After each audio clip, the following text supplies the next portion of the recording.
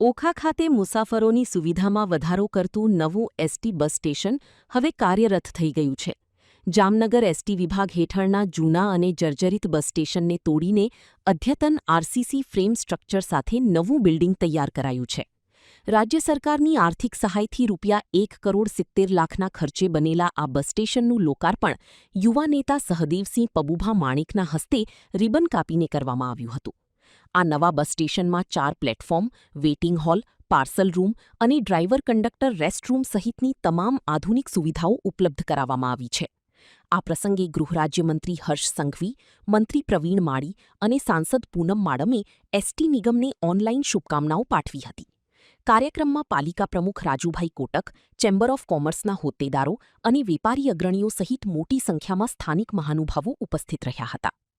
આજે ઓખા ખાતે ગુજરાત સરકાર દ્વારા એક નવનિર્માણ જે ઓખા ગામને જરૂરિયાત હતી નવા બસ સ્ટેન્ડની, આજે નવનિર્મિત બસ સ્ટેન્ડનું ઉદ્ઘાટન કર્યું છે. અને જૂનું જે બસ સ્ટેન્ડ હતું લગભગ 42-45 વર્ષ થયા, ઓખામાં જે જૂનું બસ સ્ટેન્ડ હતું જર્જરિત, એને નવનિર્માણ કરી અને તમામ હાઈટેક ફેસિલિટીઓ છે. અને લેડીઝ માટે, મહિલાઓ માટે, બધા માટે આરામ રૂમ પણ બનાવવામાં આવ્યા છે, સારા શૌચાલયો છે. અને ઓખામાં લગભગ 38થી 40 જેટલી બસો અહીંયા આવતી હોય છે. તો ઓખામાં આવતા ગુજરાતમાંથી આવતા દરેક યાત્રાળુઓ જે બેટ દ્વારકા દર્શન કરે છે ને અહીંથી પાછા પણ બીજી બસ જે જાય છે એમાં જઈ શકે. એ ઉપરાંત લોકલ જો આપણે વાત કરીએ તો દ્વારકામાં જે કોલેજ છે ત્યાં વિદ્યાર્થીઓ, ઘણા એટલા વિદ્યાર્થીઓ છે જે ઓખા નગરપાલિકામાંથી દ્વારકા માટે જતો હતો, એના માટે રેગ્યુલર પાસ પણ સરકાર દ્વારા આપવામાં આવે છે. અને ઓખાની શાળામાં જે આરંભડા અને આ ઉદ્યોગમાંથી પણ ઘણા વિદ્યાર્થીઓ અહીંયા ભણવા આવે છે, એને પણ ખૂબ જ આ ઓખાનું જે બસ સ્ટેન્ડ છે ને બસ હોય એને લાભદાયી હોય છે. તો સરકારશ્રીનો ખૂબ ખૂબ આભાર. અને ખૂબ ઓખાને પણ ખૂબ ફાયદા થયા છે.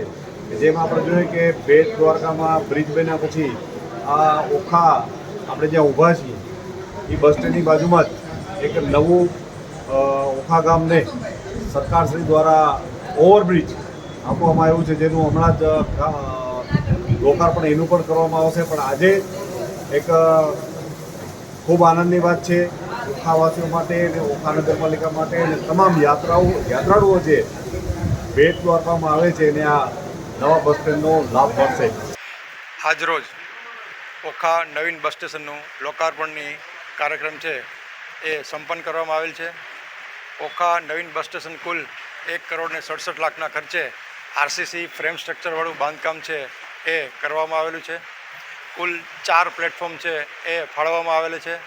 અને પૂછપરછની બારી જે ઇન્ક્વાયરી વિન્ડો છે એ પ્રવાસી જનતા માટે પીવાના પાણીની ફેસિલિટી, ટોયલેટ બાથરૂમની ફેસિલિટી, લેડીઝ જેન્ટ્સ માટે અલગ ટોયલેટ બાથરૂમની ફેસિલિટી, તદુપરાંત પાર્સલ રૂમની સુવિધા આપવામાં આવેલ છે.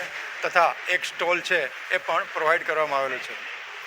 બસ સ્ટેશનના જે પ્લેટફોર્મ એરિયા છે ત્યાં આરસીસી નીચેનું ફ્લોરિંગ છે એ કરવામાં આવેલું છે. અને તેની આજુબાજુનો એરિયા છે એ પેવર બ્લોકવાળો છે, એ આખું કમ્પ્લીટ બાઉન્ડ્રી સુધીનો કમ્પ્લીટ કરીને તૈયાર કરવામાં આવેલું છે.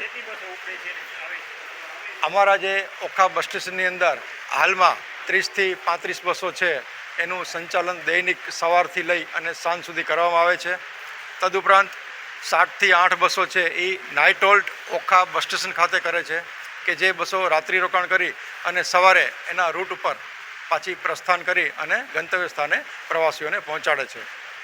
અમારા ડ્રાઈવર કંડક્ટર માટે પણ લેડીઝ જેન્ટ્સ માટે અલગ અલગ રેસ્ટરૂમની સુવિધા છે એ પણ આમાં પ્રોવાઈડ કરવામાં આવેલી છે. અને આ સુવિધાયુક્ત બસ સ્ટેશન છે એ આજરોજ ઓખા ગ્રામજનોને લોકાર્પિત કરી અને સમર્પિત કરવામાં આવેલું છે.